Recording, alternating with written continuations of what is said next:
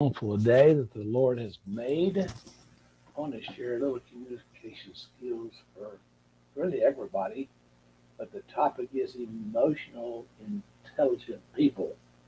So what does that mean, emotional intelligent people? Let's take a look at that because it's very important in this presentation that I'm going to share some very simple but yet powerful phrases that emotional intelligent people use to connect with others in meaningful ways. If you're looking to build people up, these expressions are a great place to start. Number one, I appreciate you. How often do you say that to people? I appreciate you. I really do. What you've done or what you're doing is just so awesome. It's another way of saying thank you. Do we say thank you enough today? I have a friend of mine when we go out to eat.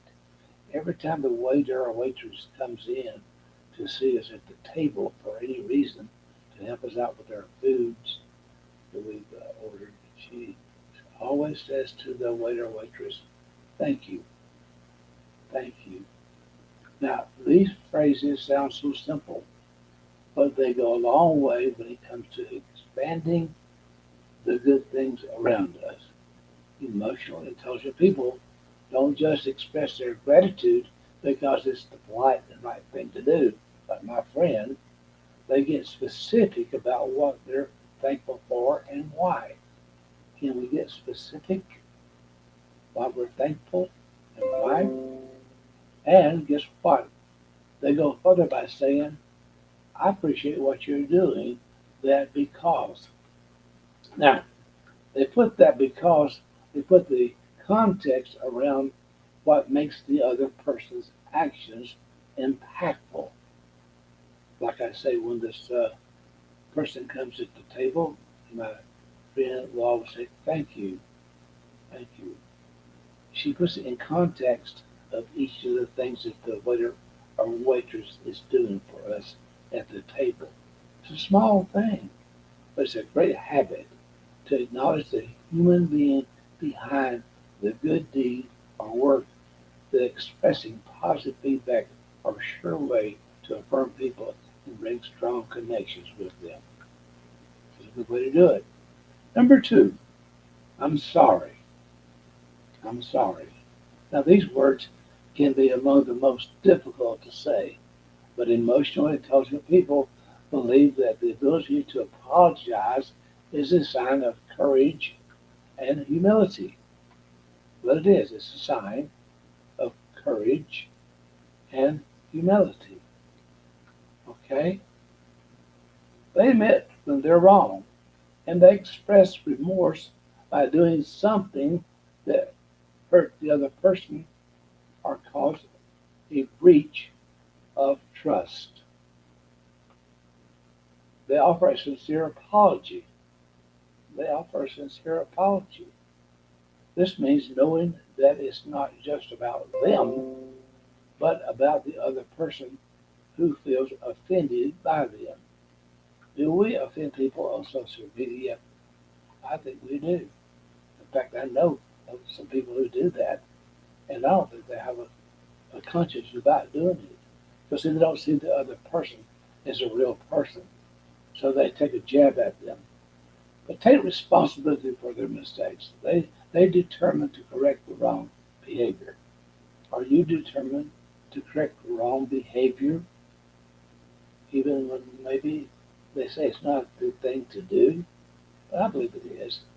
Being genuine, being genuine in their attitude and tone. They never offer a smug or forced apology. Let me say that again.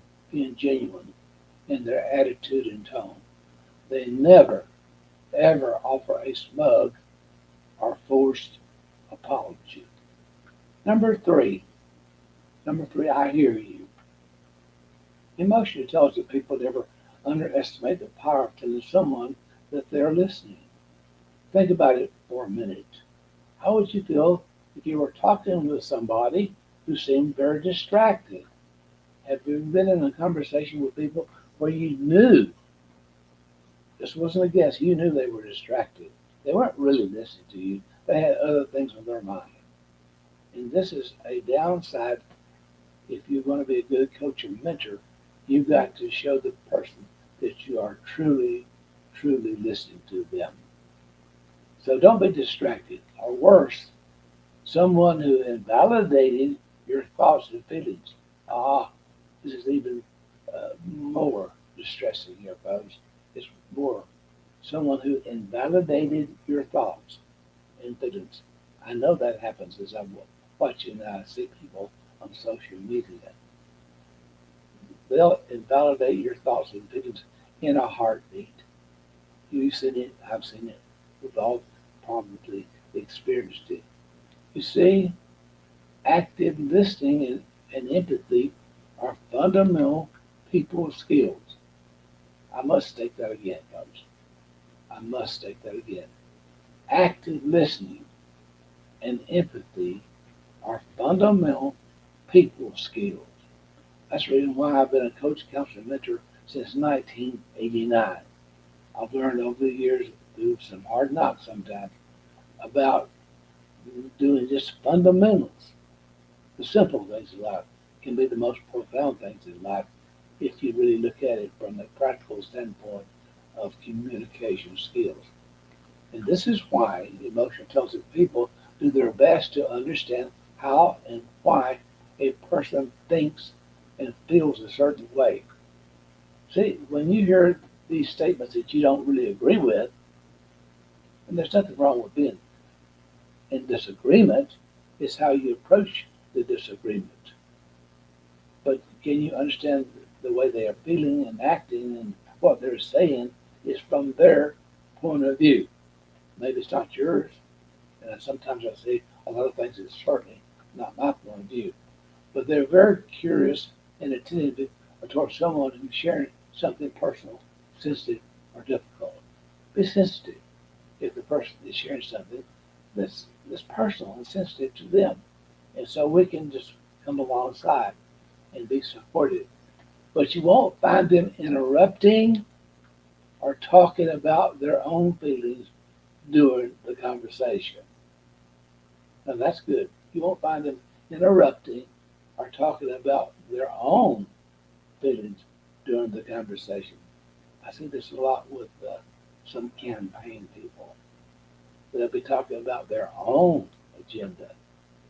This leads me to my next point. Number 4. Could you tell me more about what you're going through? Could you tell me more about what you're going through? That's a great conversational opener. During a conversation, does the person you're talking with ask you follow up questions that focuses on how you're feeling? And that's a good one to use if you're a coach, counselor, a mentor, or just a family mentor trying to communicate in a family environment sometimes that's negative of what you perhaps believe. Do they assume that they understand you correctly? See, they may not really understand you correctly of what you believe about the finished work of the cross. See, they may think that their part of their job is to finish what Jesus finished, which is an impossibility. But for evangelicals, sometimes they think they have a role in their part. Let me share this little tidbit. You had nothing to do with your spiritual birth nor your physical birth. Well, did you? You didn't choose. You didn't choose your parents, did you? I don't think so. Did you choose your spiritual birth? No, God chose that for you too. See, we get hung up on the little things of life when we don't understand the big things of life. It's very encouraging to know that not only are we being listened to, but we are also being understood. That's big. To be understood is big.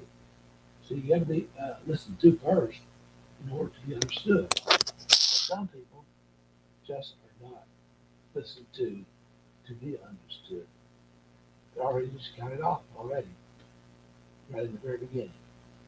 But tell me more is a very inviting phrase that comes from a place of curiosity and compassion. Could you tell me more? That is a great opening. I know I've used that just millions of times over these years. Can you tell me more about that situation? Let me understand it a little bit better. Would you mind sharing that, some insights that maybe I don't quite see yet? See, that's open. They'll start sharing more to clarify what they're thinking. Now, it shows you that the other person is really invested in the conversation. It has no hidden agenda behind their actions. See, as a coach, counselor, mentor for all these years, I had no hidden agenda by asking that question. It was sincere to the client that I could understand where they're coming from better, that I could help them. My whole objective was to minister to them, help hope and healing. But they came to see me in the first place. So I had no hidden agenda. So they want to clarify and they want to become attuned to how you feel. Okay? Number 5, this is the biggie. I understand what you're saying, but I understand what you're saying, but so you got to have to clarify the but. So what's the but all about? You got to clarify them. And when you clarify this, you'll be able to communicate some truth that they're looking for to give them help and hope and healing. This is just simple. It's quick. It's easy. It's understandable. And if you need a little help, hope and healing, I have a free Zoom evaluation. You can watch anything, but a little time to send me your name and email address. In fact, I do these for quite frequently, quite frankly. They're free Zooms. Just send me your name and your email address, and I can send you a Zoom invitation. And we'll chat. We'll chat, and I'll use some simple tips and tips and techniques I've been using for many years to find out where are you, where you want to go, and how you get there and get there. It's that simple. A little 3-step process that I've been working that process over and over for many years. Where are you now? Well, where do you want to go? How do you plan to get there? Do you have a roadmap to get there? You have some steps? You have some information? Maybe you just need a little nudge in certain areas. So if you do, email me, Dr. Cecil at teachtruth.net. That's it. DRCECIL at teachtruth.net. They'll come to me. I'll set up a free Zoom evaluation, and from there we'll see where we'll go. And as I do everything that I am with, I will say this: just be blessed today, my folks, my friends. Why? Because you already are, according to Ephesians 1:3. You have already been blessed in Christ Jesus with every spiritual blessing. So, bye bye for now, and I'll stream to you some other time in the future.